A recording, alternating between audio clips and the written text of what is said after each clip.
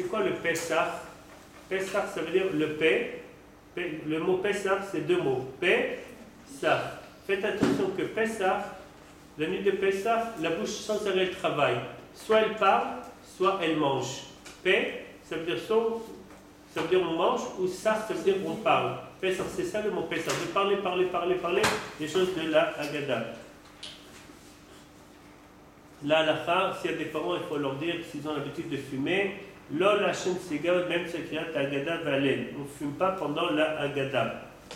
Il faut faire attention si on a, malheureusement, il y a un goy qui est à table. Quelqu'un de la famille s'est marié avec une goya ou le contraire. On n'a pas le droit de leur donner un morceau de galette qu'on a fait avec ça. La Haggadah, on ne peut pas donner ça à un goy. Il faut faire attention. Est-ce qu'on a le droit d'inviter des gens qui prennent les transports pour venir? Alors regardez là, j'ai demandé ça il y a 30 ans d'arrêt, j'ai demandé cette question. Pareil chez moi dans la famille. Les repas en transport, quoi. Écoutez bien, là, les postes qui me disent comme ça, vous avez compris la question, ok? Alors, on a le droit d'inviter des gens, ok? Et on leur dit, vous pouvez venir dormir chez nous. Maintenant, eux, s'ils ont pris après la voiture, ils ne veulent pas rester, tout ça. Nous, on leur dit, il y a de la place chez nous. On les invite. S'ils ne veulent pas nous écouter, alors que, nous, on a fait notre effort. Mais dire à quelqu'un, on sait qu'il va venir en voiture, ok? Les khatrila, faites attention, les khatrila, si on sait qu'il va venir en voiture, les khatrila, il vaut mieux pas. Et s'il ne fait pas le CDR chez lui? Hein? S'il ne fait pas le CDR chez lui? Eh bien, on ne peut pas passer, malheureusement, on ne peut pas passer par une Avera pour faire une mitzvah. Ouais. C'est un grand klal.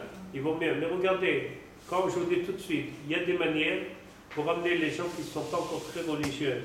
Bon, Hachem, quand j'ai fait Tchouva, j'étais une famille traditionnaliste, il y a à peu près 30 ans en arrière, quand j'ai décidé de me renforcer et j'ai mis la kippa sur ma tête.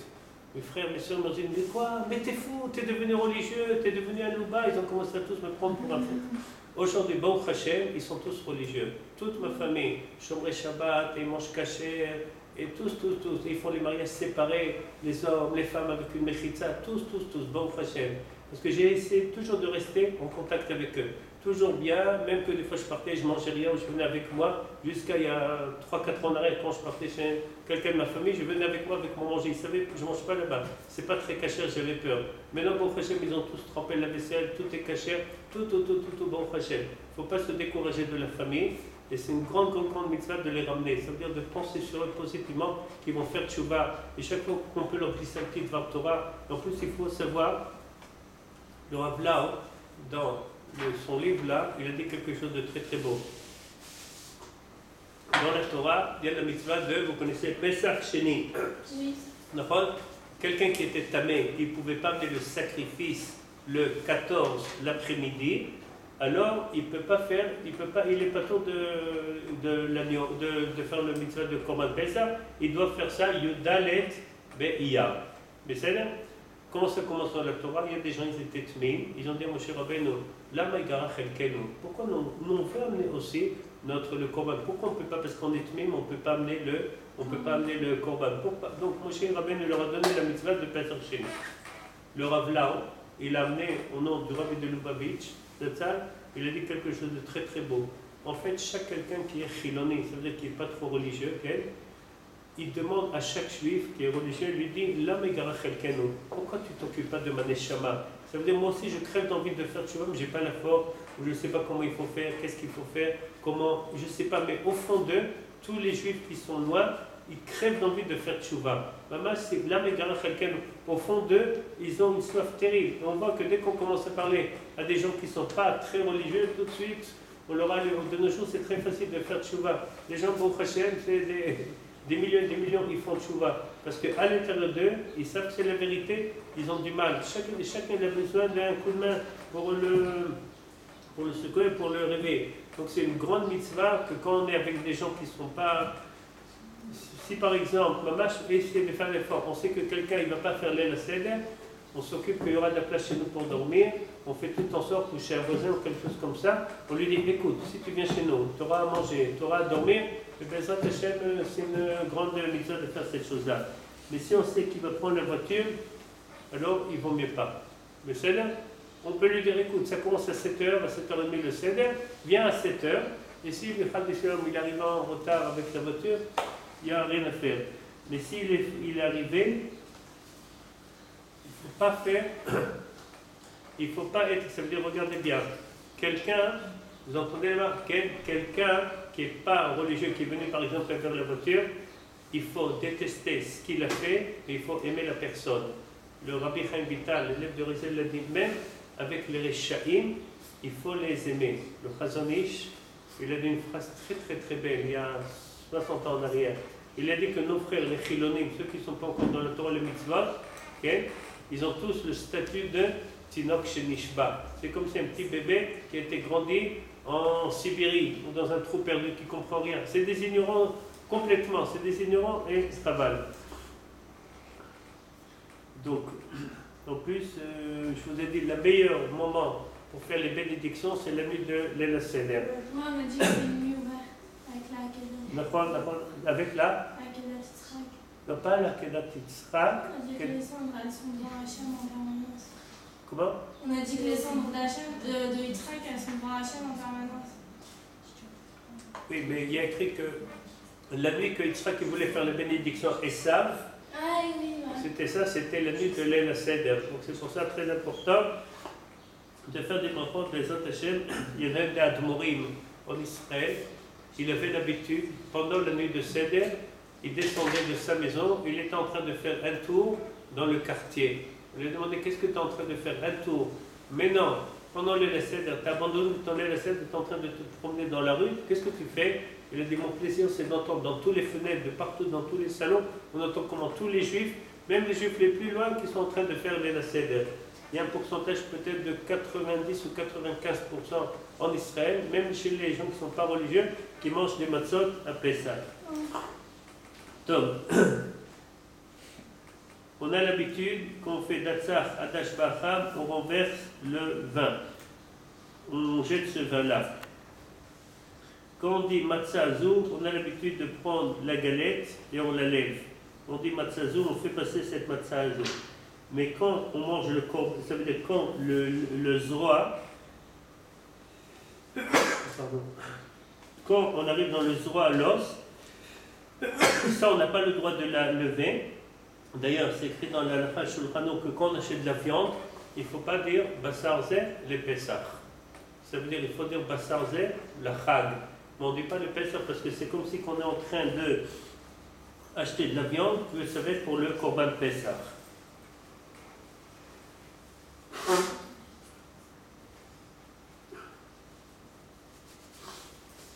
Donc, Rachatza, je saute un peu, Rachatza, après on fait Netilat Yadayim, Arshav, avec la bracha. Ça va être une fois qu'on finit la Gada et qu'on passe à table. Maintenant, quand on fait le Motzi Matzah, alors, écoutez bien, regardez comment on fait. On prend les 3 galettes, le maître de maison il fait, et c'est bien si par exemple on avait quelqu'un qui ne connaît pas bien la halachot, c'est un grand traditionnaliste, il ne connaît pas exactement, il est en train de voir dans la Haggadah comment il faut faire. C'est bien de le préparer à l'avance. Si vous avez étudié la Torah ici, vous connaissez, c'est bien de leur dire les accords total s'ils sont prêts à écouter. Alors comment on fait ces choses-là? Alors on prend les 3 matzot et on fait la bracha Amotzi et Al-Achilat Matzah. Le seul moment dans l'année où on fait la bracha Al-Achilat Matzah, c'est vrai que c'est la Seder.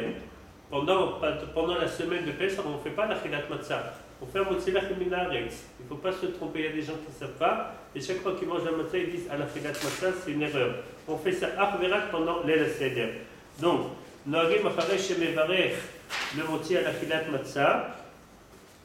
Écoutez, pardon, on prend les 3 matzot qu'on a, on fait Amotzi Lachem Min Haaretz. On laisse tomber la 3e matzah qui était la grande matzah. Alors nous on a les 2 matzot grandes et celle qui est coupée au milieu. D'accord? Alors, on prend les 3 matzot, on dit Hamotzi Lachem Min Haaretz. Une fois qu'on a fini Hamotzi Lachem Min Haaretz, on jette la matzah qui est en bas, on la laisse tomber par terre. Et après, dans le main, qu'est-ce qui reste? La grande matzah, la première, et la petite matzah qui est coupée. Et là, à ce moment-là, on fait la bracha Al-Achilat Matzah. La Eliona avec la Proussa. La Eliona, c'est celle qui est haut, et la Proussa. Et maintenant, comment on fait pour les kazeitot? Alors, il y a plusieurs minagim dans ça. Maintenant, des fois, les matzot, ils sont très petites. Et bon, les gens, ils sont nombreux à table. Il y a des fois, les seder, on est 30, 40 personnes à table. Comment on fait? Chez le maître de maison, il n'y a pas assez de kazeitot pour tous. Avant de partir en France, achetez tous une petite mishkolette. Vous connaissez les mishkolettes? Non. C'est pour mesurer le poids, la taille. Mais non, pour la taille, c'est pas cher. Il y a des petites mishkolotes. Pour savoir combien ça fait 30 couverts, combien ça fait? Oui, mais il faut une balance. Les balances. Une balance. Très important d'avoir une maison juive, il faut avoir une balance à la maison. Pourquoi il faut avoir une balance? Parce que regardez, il faut manger normalement 30 grammes de matzah. Mais non, normalement, ce n'est pas 30 grammes. C'est normalement, on va selon le nefar. Le nefar, ça veut dire c'est le volume. Ça veut dire s'il y a un volume qui a le nefar de kazait, on est quitte. Le Rav avait dit, mais puisque personne ne sait mesurer avec le volume, c'est pour ça qu'on a l'habitude de mesurer avec le poids. Donc c'est bien la peine, c'est de regarder quel. Vous prenez la mishkolette, la balance que vous avez achetée en Israël, okay, et avec ça, vous préparez des morceaux de kazaï. Ça veut dire, si par exemple, il y a 10 personnes à table, et chacun doit manger combien de kazaï qu'il faut manger? Combien de kazaï qu'il faut manger après ça? 3, 5. 3, 4, 5. Oui, mais il y en a. Et il y a encore une rajoute comme c'est une ken. Alors, et il y a en plus le korech. Alors, en tout, regardez. Normalement, le minimum c'est 4 kazeitot, 4 kazeitot. Mais c'est-à-dire le minimum. Celui qui veut l'achmir, il a le droit de rajouter encore une cinquième, c'est pas obligé. Quand on mange 4? Hein? On mange comme 4 kazeitim par exemple. Mais c'est le motzi matzah et à l'achilat matzah, à motzi matzah. Regardez.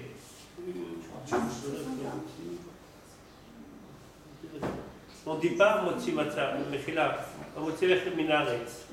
Motzi lechem minaretz et après à l'achilat matzah. Mais c'est-à-dire, alors ça, là-bas on mange 2 kazeitot. Après on a le korech. C'est quoi le korech? Il est le zaken.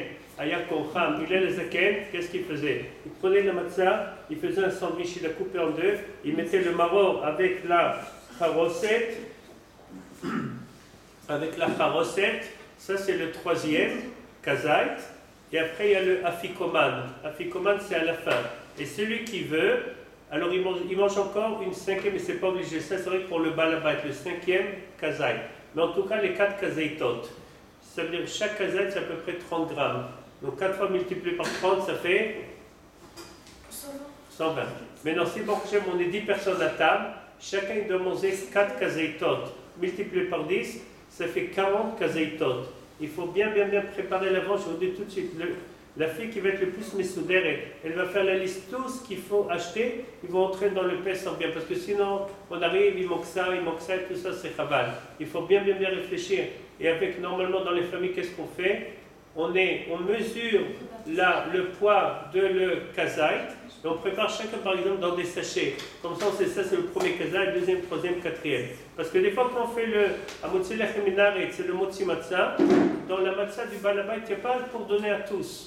Donc à chaque fois on lui prépare, batzad, on lui prépare, il a ses kazeitot, et chaque fois qu'on passe une autre batzad, la personne, il a déjà les matzad qui sont prêts à côté de lui. Il vaut mieux les préparer, tout ça à l'avance, on gagne du temps.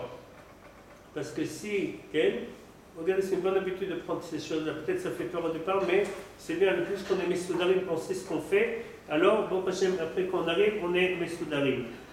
Puis si on n'arrive pas à manger le kazaït en 4, c'est combien de temps? 4-7 minutes? Comment alors, on fait? C'est dur, je vais répondre tout de suite.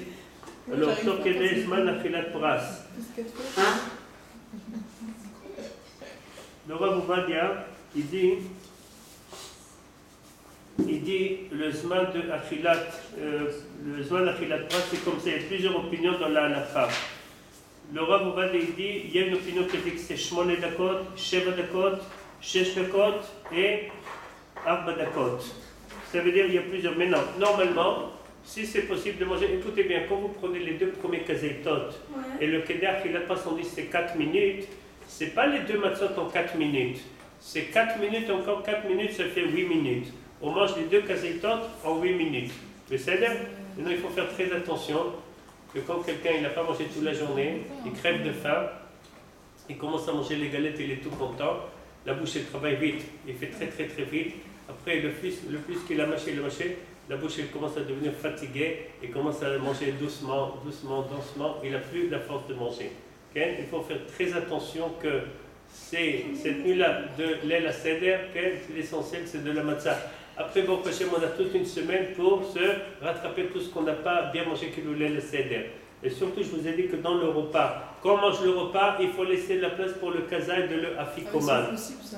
Comment? Rien qu'avec 4 kazaït, on est calé, on a plus faim pour le afikoman. Il ne faut pas manger, c'est pour ça qu'on se prépare à l'avance. C'est une fois dans l'année, c'est rabal. Non, en général, on prend l'habitude. Et donc, si en plus, il ne faut pas exagérer. Vous savez, des fois, il y a des matzot qui sont immenses. Et quelqu'un qui ne connaît pas la halakha, il dit qu'à chaque fois, il faut manger un kazaït. Et c'est quoi le kazaït qu'il mange? C'est la moitié. Ça veut dire qu'il donne un chèque comme ça. Presque qu'il faut inviter une ambulance pour préparer pour les gens qui ne pourront pas manger tous ces kazaïts-là. Il y en a qui sont très fines, les matzot. Donc du coup, c'est vraiment la moitié qu'il faut pour 100 grammes. Alors, je vous dis quelque chose. Regardez, en Israël, on a l'habitude de prendre les matzot, avodat, yad. Moi, je connais de Kisarachamim, de Ramazouz, ils sont extraordinaires. En plus, ils sont très bonnes. Il y a des fois des gens qui font des matzot, mais comme une pita. Pita, ça veut dire d'abord il n'y a pas de miettes. Une fois j'ai amené ça à la maison, mais tout le monde voulait me jeter les galettes sur moi parce qu'il n'y a pas de miettes, il n'y a pas le goût de matzot. On dirait que c'est une pita. On dirait qu'on mange une pita. Okay? Mais ça rend très vite le kazaït, mais ce n'est pas très très bon. Il faut prendre l'habitude de regarder déjà, demander les gens, demander leur à Gloria, si vous pouvez acheter peut-être en Israël, je ne sais pas en France comment ça marche. Il y a les matzot de Chabad, je sais, ils sont très très grands, ils sont immenses, mais je ne sais pas, demandez une matzah que ça va être bon. Si c'est bon, c'est aussi agréable de manger. Comment? On va en France, on fait ça. Comment? On sera en France, on fait ça. Oui, ici, il y a des gens, ils achètent ici le paquet de matzot, ils sont très très bons ici. Est-ce que vous avez l'habitude? On arrive un peu au milieu, mais ce que je fais là maintenant, ça vaut la peine pour vous êtes tous chachamot, prenez la gada de Pessah avec la halachot, et mamash, passez surtout la halachot 2-3 fois, écrivez tout ce qu'il faut préparer à l'avance, comme ça vous arrivez dans la scène de Bezat Hashem ou Chano.